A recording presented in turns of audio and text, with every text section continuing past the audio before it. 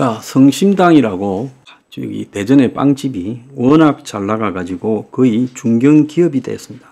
성심당 이 매출이 작년에 1200억 파리바게뜨보다 컸다는 거죠. 둘레주르나요? 자, 그런데 이제 최근에 보면 대전의 역에 성심당 매장이 들어 있었는데 대전역 측에서 임대료를 4억 4천만 원을 갖다가 내라고 하고 현재 임대료가 1억인데 성심당은 못 내겠다고 합니다. 지금 4억 4천만 원이면 1년이면 50억의 임대료인데 빵 재료비나 인건비 상승으로 수지타산이 맞지 않는다. 이렇게 말하고 있습니다. 성심당 매장은 대전에만 4개가 있고 직원이 1000명이 된다는 거예요. 그래서 외견상으로 보면 성심당이 월세 1억 더 받으면 대전역 매장을 운영하지 않겠다고 이렇게 하고 있고 또 이 갑자기 4억 4천을 내라고 하는 대전역 측이 욕을 먹고 있는 형국입니다.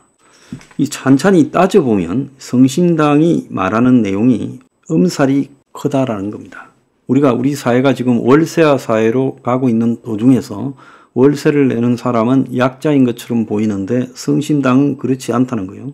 1956년에 동네 빵집으로 출발해서 현재 연매출이 전체 점포의 1243억, 영업이익이 315억이라는 거예요.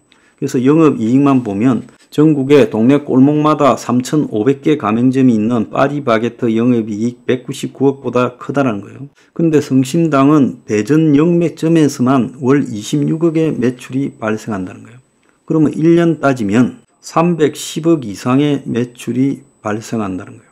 자, 그러면 지금 성심당이 1억을 내니까 매출의 4%가 안 된다는 거예요. 자, 그러면 왜 코레일 유통은 성심당에다가 4억 4천만 원을 내라 했을까? 그들은 역에 입점하여 있는 모든 업체에 수수료율로 월 매출의 17에서 50%를 적용하고 있다는 거예요. 그래서 대전 역사 내에 식품 매장 상위 10개 평균 수수료율은 31.7%라는 거예요. 월 매출이 26억이면 이 수수료가 20%라 해도 5억 2천만 원이죠. 그런데 서울의 상권의 평균 임대료율이 19%라는 거예요. 대전역의 17%는 일반적인 수준이라는 겁니다. 그래서 성심당이 2016년에 철도공사와 고정임대료 납부 방식으로 혜택을 보면서 임대 계약을 했다는 거예요. 그래서 2021년 4월에 코레일 유통이 이제 모든 역사 이 매장들을 관리할 때 그래서 수수료율로 계약으로 전환할 때도 기존의 계약자 간 합의를 그대로 인수하면서 입찰 최저 수수료보다 월등히 낮게 임대료를 냈다는 거예요. 그런데 이제 왜 여기만 매출에 비해서 임대료를 저렇게 작게 받냐? 26억을 갖다가 월 매출을 파는데 4%밖에 안 되는 1억을 받냐? 이렇게 되면서 감사기관들이 지적을 했고 계약기간이 만료되어 가면서 코레일 유통이 최저 임대료 수준의 임대료 정상화, 그래서 최저 임대료 17%를 적용했다는 거예요. 대전역의 입지적 특징과 매장 규모를 고려할 때 이 임대료 17% 요구는 매우 상식적이라는 겁니다. 그래서 부동산 전문가들은 창업을 고려할 때 매출액 구성은 보통 인건비 30%, 원료비 30%, 임대료 15%라는 거예요. 그래서 저가 커피 매장이라도 매출액 대비 임대료 10% 이하인 곳이 없다라는 겁니다. 그래서 서울 140개 주요 상권의 매출액 대비 임대료율이 18.7%라는 거예요.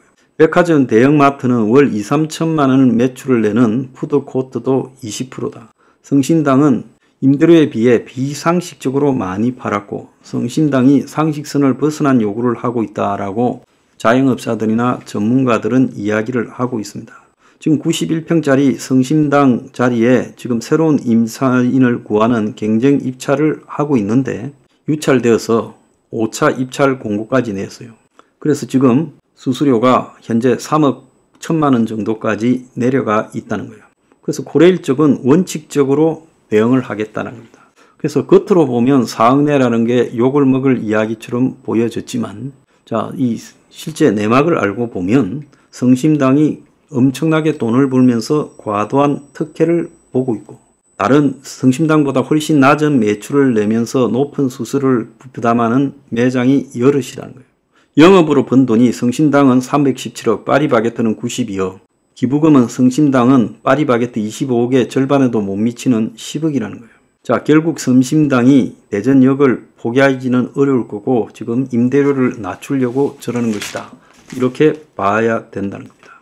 그런데 지금 우리나라의 서울 상권 평균 19%, 이게 적절한 것인가? 지금 한국에 보면 자영업자 다 망해가고 있지 않습니까? 자영업자 다 망하는데 임대료는 여전히 매우 높습니다. 자, 자영업자는 지금 전부 빚을 져가지고 지금 1100조의 빚을 지고 있어요. 그런데 이제 거기에 월세 받는 건물주들은 다 살만하죠.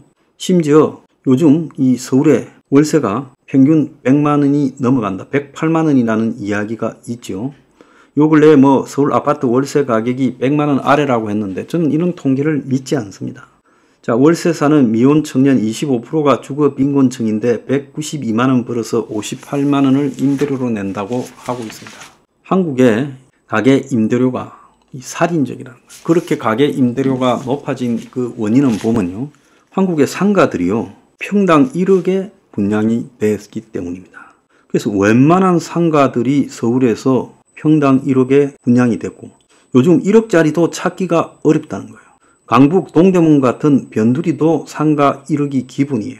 그러니까 공사비가 올랐다면서 상가 분양 가격도 1억 수천만 원으로 올리고 있어요. 자, 상가 하는데 그게 무슨 공사비가 들어갑니까? 그냥 1층에 위에는 아파트 짓고 밑에 1층에 그냥 상가들 쭉 세우는데 거기에 공사비 인상을 언급하고 있습니다. 실제 공사비는 오를 이유가 없다는 거예요. 공사 현장의 인건비는 최근에 내려갔고 자재 가격도 내려갔다. 이 상가 평당 1억 이상이라는 것이 서울의 기본이 되었고, 그래서 10평짜리 상가가 한 공간이죠. 보통 부동산 같은 거 아파트 입구에 있는 게 그 10평 미만이 10평짜리죠. 자, 그런 한 칸이 그러니까 10억 주고 산 겁니다.